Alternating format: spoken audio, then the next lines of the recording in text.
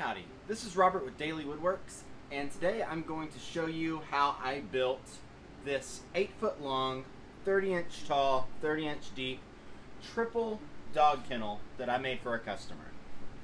I'm also going to have a full set of plans available on my website that you can purchase to build this exact model yourself, or give you the foundation to modify this design to suit your own needs. It features 3 individual compartments for 3 dogs.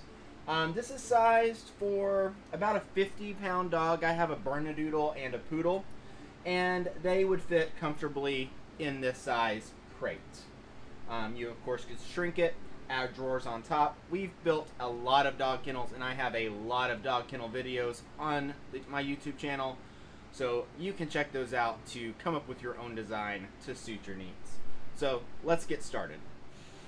The first thing we're going to do is lay out our boards for our top. I have some really nice, really straight S4S lumber from my local lumber mill, and our top's going to be 96 inches long, so if you do buy 1x6x8 lumber, you need to measure it first, make sure it's a little bit oversized. Most of the time it's about a ½ inch oversized.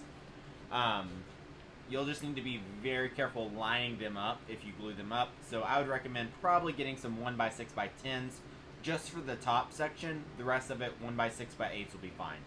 These come from my mill about 2 inches longer than needed, so it's perfect. So I've just laid them out like this, and now we need to start laying out where we're going to put our dominoes or our biscuits. You could even use dowels.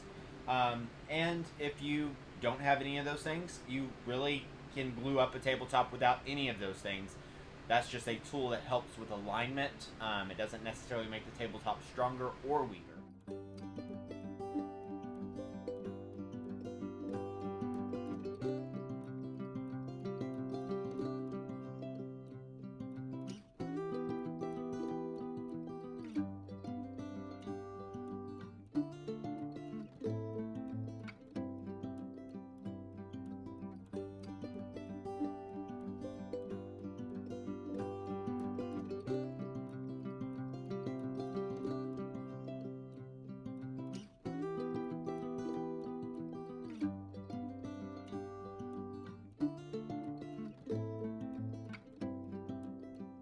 Alright, I got my top glued up and clamped up over here on my wall clamp. Just bar clamps hung on a bar is all this is. Always glue up your tops oversized so you can trim them down to final size. So this is a few inches longer and a few inches wider than my final dimension needs to be. Once it's dry, I'll take it down, scrape off the glue, start sanding it down, and then I'll cut it to final size. All the rails and stiles for this project are 2.5 inches wide. So if you buy 1x6 lumber, you can get 2 full length 2.5 inch rips out of each board and then cross cut those to size. I'm going to work on this, instead of cutting all my lumber at once, I'm going to cut my front rails, and then I'll cut my front stiles, assemble that whole piece, move it off to the side, then work down to my sides.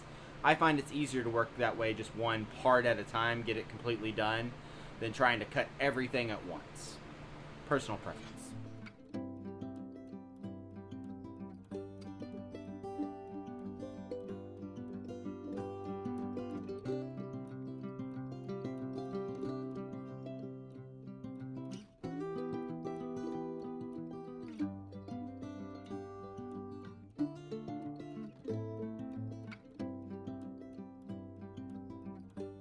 I'm going to put pocket holes on all of my stiles. That's your vertical pieces.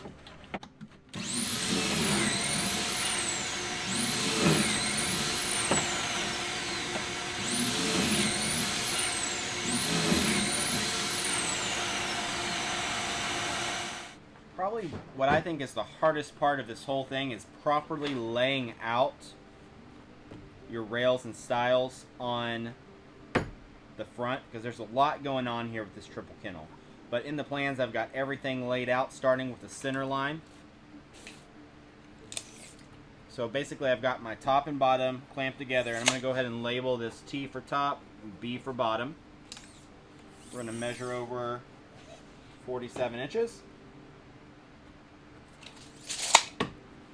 And then that is going to be our center line. So this is going to be CT, CB for top, center bottom. And then from each side I can just measure over. So I'm going to measure over 2.5 inches. Going to measure over 10 inches, and then coming back 2.5 will give me 8.5. And then I'm going to go ahead and mark this out nice and clean. And then I'm going to put a little X on where my stiles are going to go. Then again, I'm always measuring off the inside edge of my board, so I'm at 25.5 here. Come back 2.5 inches, so that'd be 24.5, 23.5, 23.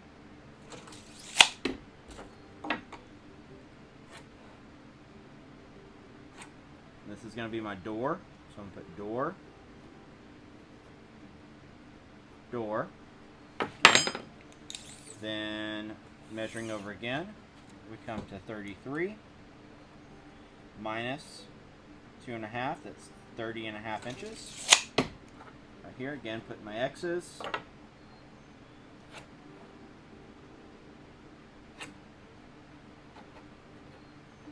And then come over to 40.5.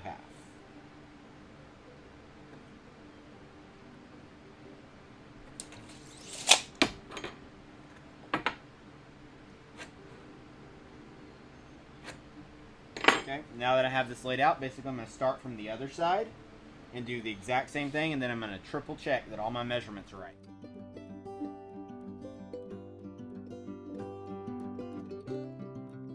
Now that I have my rails and stiles laid out here, I got to come and drill my holes for my rebar. Those are going to go centered between these stiles right here. So if I lay out my tape, that's exactly 15, yes, that's about 5 inches apart. I like a 2.5 inch spacing on my rebar. I feel like that's just about right. So right there in the middle. I'm gonna mark that, and this is gonna be my top and my bottom, and that's really important. I'll explain that in just a minute, but I'm gonna lay out the rest of these first.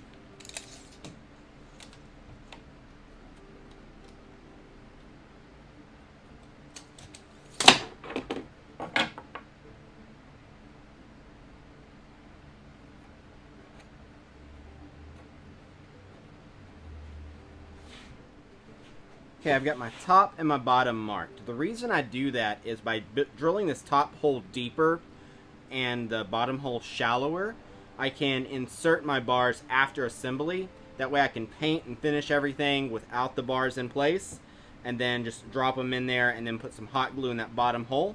So I've just marked with my tape about 1.25 inches up, and then I cut my rebar about 1 inch longer than necessary, and it works out perfect.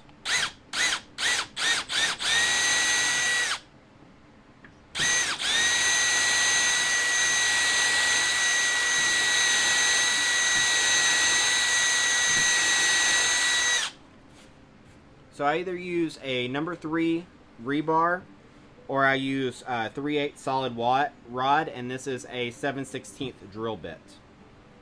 Being a little bit oversized just helps with alignment.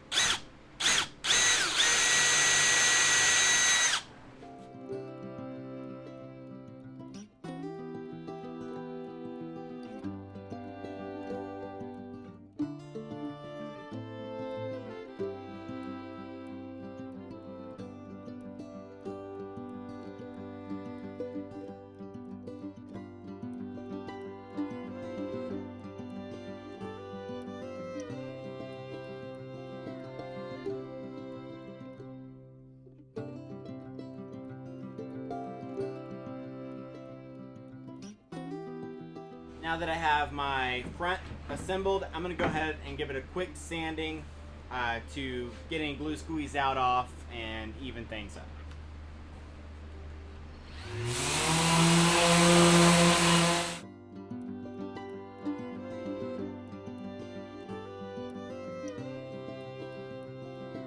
Got my sides assembled. pretty much the same way as the base frame. I drilled out my holes. I just measured my center line, spaced them 2.5 inches. I made a little jig to help me space everything out. And top hole, which goes this way, is about 1.25 inches deep. That one's about 1/2 inch deep. I'll insert the bars when I'm done. But now I need to create a rabbet on the inside, right about here. And I'll do that on the router table. For the rabbets, we're going to do 1/4 inch deep, 1/2 inch wide on the inside, and basically they're going to be mirror images of each other. And then whenever we attach the back, it'll sit within that rabbet and gives it a nice little place where it's attached to. If you don't have a router, it's okay. You can just attach it to the back. It'll be all right.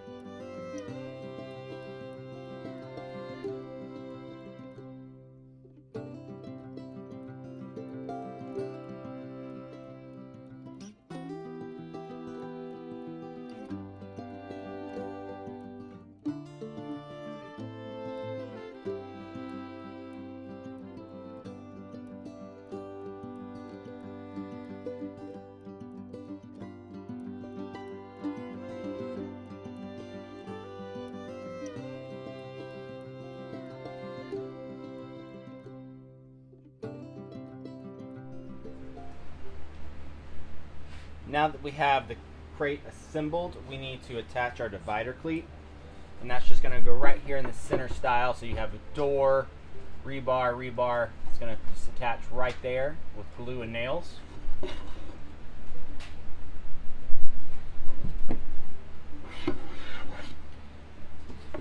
And I'm actually going to put it on this side right here because I think it'll be easier to get the divider through the door to lean up right there.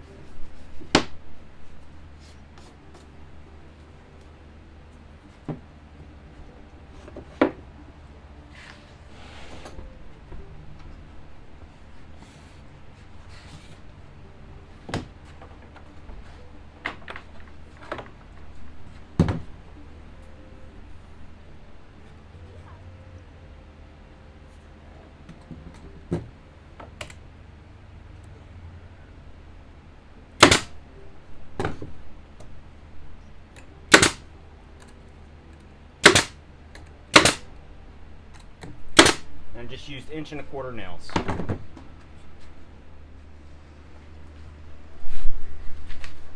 Now that I have the kennel assembled, I need to build my doors.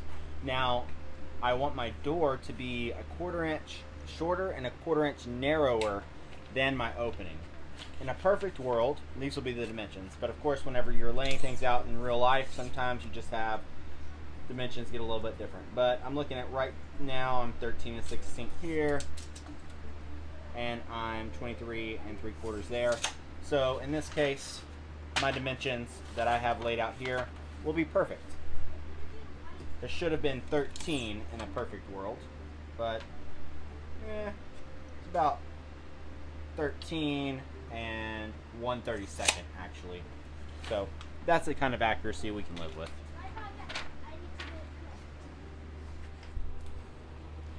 For the trim, I'm just wrapping it with some 3/4 inch tall by about 3/8 inch thick material. I planned on using 1/2 inch, but this is actually my leftover pieces from breaking down my 1x6s, and so it ended up just perfect to efficiently use the material.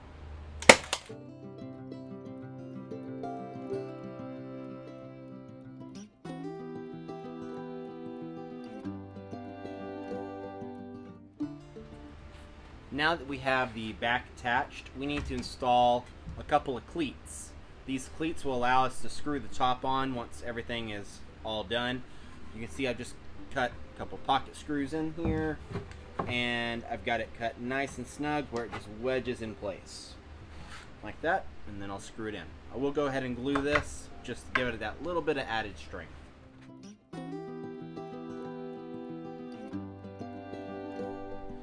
Well, we have everything built and it's now ready basically to just get sanded really good and then ready for paint. I've got my dividers cut just out of plywood. You can see they just sit in right here, kind of wedge in place. I might actually cut another 1/16 off of those so it doesn't scratch the paint when I put them in. So I'm going to pull them out, pull my doors out. You can see our doors are going to go right there.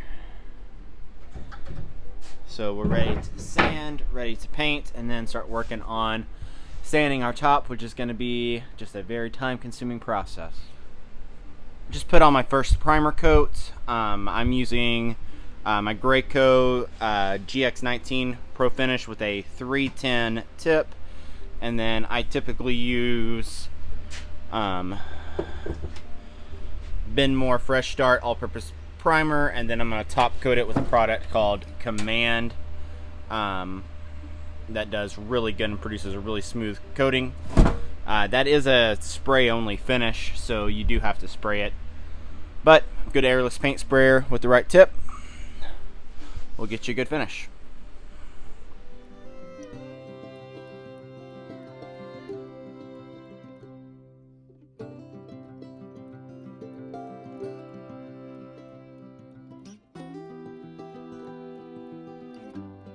Ready to start installing our hardware for our doors. So I assembled the doors with pocket holes, so we have a back that's been plugged, but you can still see them telegraph through the paint a little bit. And then we have our front. We also have a top where the holes are drilled deeper, and a bottom where the holes are drilled shallower. So I want my hinges on the left hand side, my latch on the right hand side. So this is my top, this is my bottom. And I'm just using these narrow 2.5 inch utility hinges.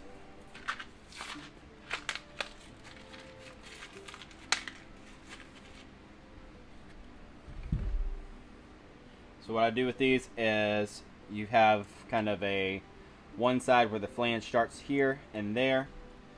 I basically take it, I know the hinge needs to be like this, and I just line it up with the edge of this rail right here, and I'm gonna make sure that that's what attaches. Just gonna butt it up against my square right there. Then I'm gonna come in to right there using a little countersink bit that I picked up at the Orange Lowe's, and here we go. Just gonna drill one hole to start with, and then I'm going to put the screw in, and then I'll use that to make sure that nothing walks on me.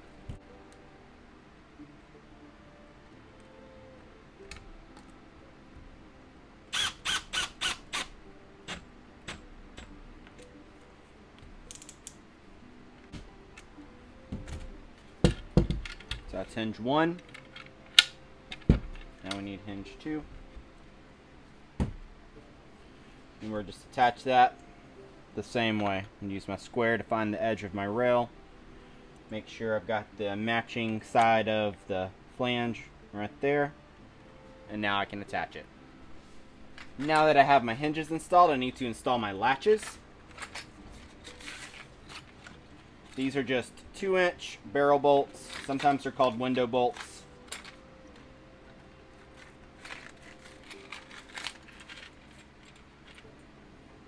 And we're going to put one at the top, right there.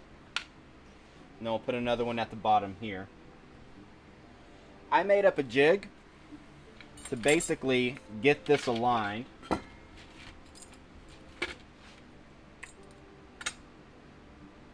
In the center of that. So all I do is align my jig, take my self-centering bit, and drill out that single hole right here. So I have the hole. I'm going to line that up, and I'm going to go ahead and get to full depth.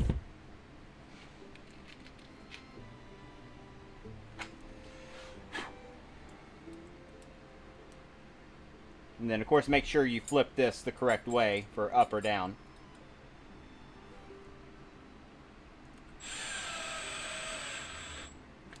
And then once I get this screw in, I then eyeball my alignment right here. That's not a perfect jig. So this back sets me about a 1/16. I'm going to go ahead and snug that up.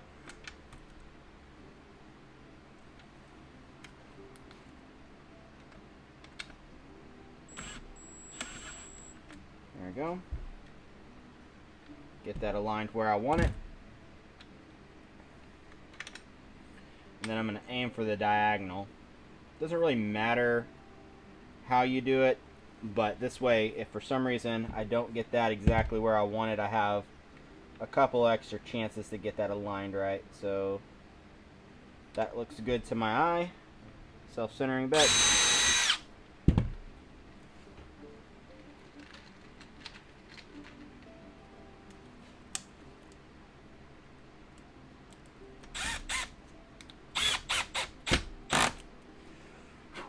Yep, that looks good. Happy with that. And now I just need to do my 2 other holes.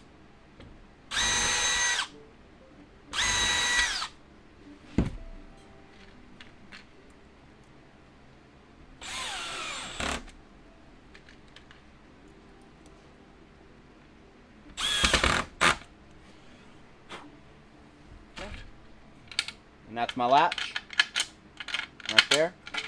Now I just have to do the other side and then we can install it.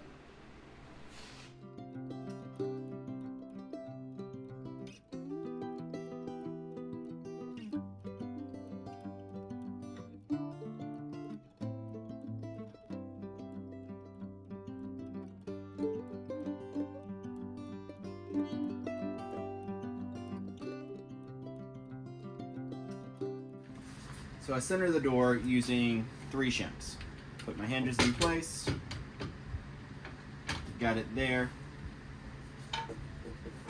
And now, it's important you throw the first shim on the ground or, you know, this won't work right. So I'm going to shim it up so my gap looks good there. It should be about 1/8 of an inch all the way around. Right there is good. That looks good. I'm happy with it. I'll put a shim there to hold it in place. And then your third shim that you've thrown on the ground can go right here. Make sure that gap is what you want it to be. Make sure your hinges are oriented right. And then all I'm going to do is on the bottom side so you can't see it. Come in here with a knife. And put a super small little tick mark right there at the barrel of my hinge. Right there at the barrel of my hinge. And then pull out my shims.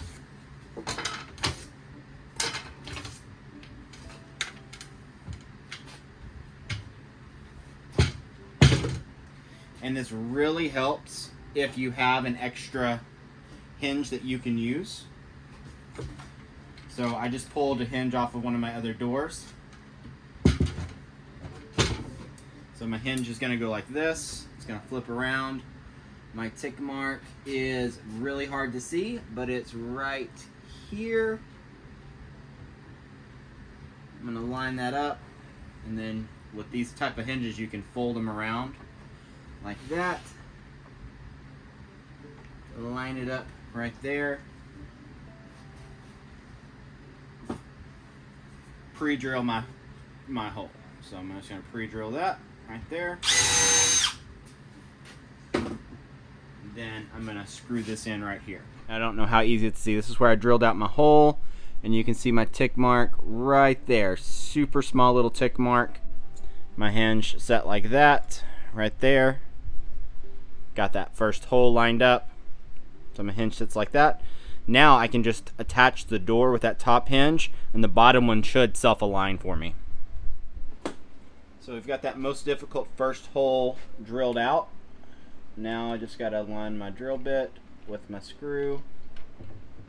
Get that on there.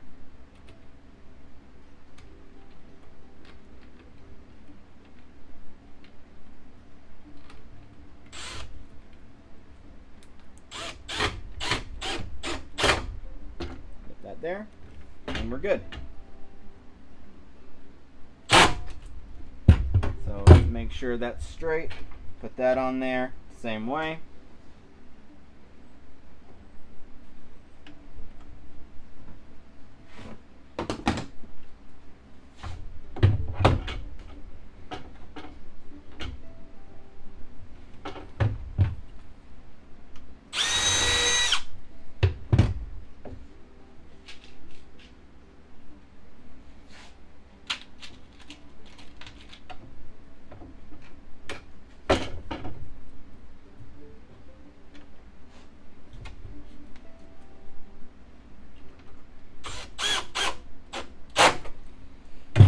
Now, before I go crazy, I'm going to test it. Alright, my gaps look good. Then I'll just attach my latch right there. Before I forget, I'm going to go ahead and screw this all the way down. I have my barrel bolt here. I slide this over. Now what you can run into is this bolt sags a little bit. So you want to make sure that whenever you attach it, you're not pushing all the way up and you're not pulling down. You're hitting it right there in about the middle. I'm going to try to keep it about,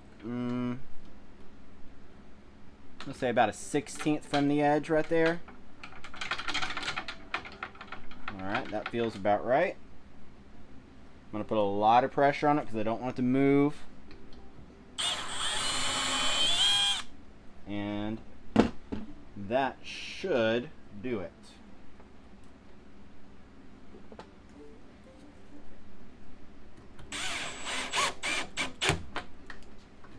Okay, and then I'm just going to test it, make sure it works. Okay, we're good. Now just make sure it's straight. This is one of those things where you just trust your eyes. So right there looks good.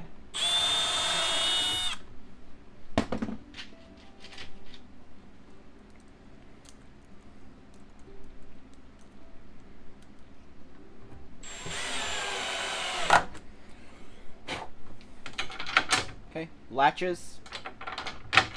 Plenty of room to move around. It's not too tight, it's not catching. Now you just repeat that on all the doors. I'm now ready to install my bars. Now you remember I drilled this hole about 1.25 inches deep. And then this one I did about 1/2 inch deep. I've cut this 1 inch longer than I need. So all I have to do is insert it into the hole and then drop it down and it's going to stay. Now obviously you think it's going to fall out, which is true, and that's why I take just a little bit of hot glue into the bottom right there, drop it back in there, and that secures it and that holds the bars in place. It makes it super easy to install. So you need to cut these. I have a rebar cutter that I bought since I do a lot of this, but I used a reciprocating saw with a metal blade for many years. So that'll do it. Thank you for watching this video all the way through the end, and be sure to check out my website where we have plans for multiple different projects, from chest of drawers to tables, all sorts of things that you can build yourself, as well as, of course, dog crate plans. So thanks for watching. Like if you feel like it, subscribe if you feel like it, and I hope you have a great day.